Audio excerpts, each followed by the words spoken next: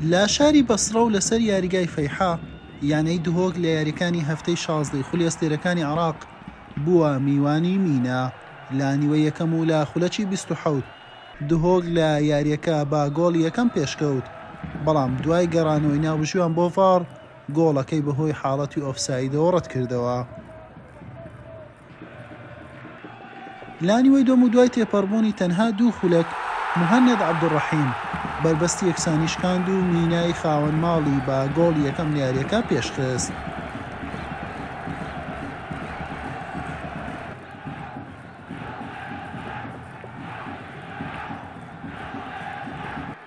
لە خولەکی 72 ناوبژوان لێدانێکی سزای بۆ شین پۆشەکانی بەسڕە ئەژمار کرد. عەلا عەبدوزەهرا جێبەجێ کرد و محەممەد ساڵحی گۆڵپارێز گێڕایەوە. لە دوا خولەکان مینا دەرفەتی گۆڵی دۆم و دڵنیایی لە پێش بوو، سەرکەوتو نەبوو لە تۆمارکردنی گۆڵ. لە خولەکی 97 ئیبراهیم غازی یارزانی نوێی تیپەکە توانی بە ئەسیستی کەریم دەروێشی لوبنانی ئەنجامەکە بۆ دهۆک یەکسان بکاتەوە.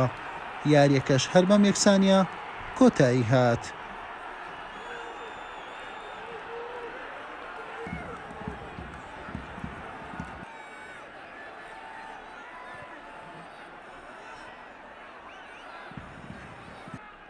بەمەنجامە دهۆک بە 28 خاڵ بە کاتی لە خانەی پێنجەمی ڕیزبەندیە، میناش بە 20 خاڵ لە خانەی سێزدەی ڕیزبەندی دەبیندرێت.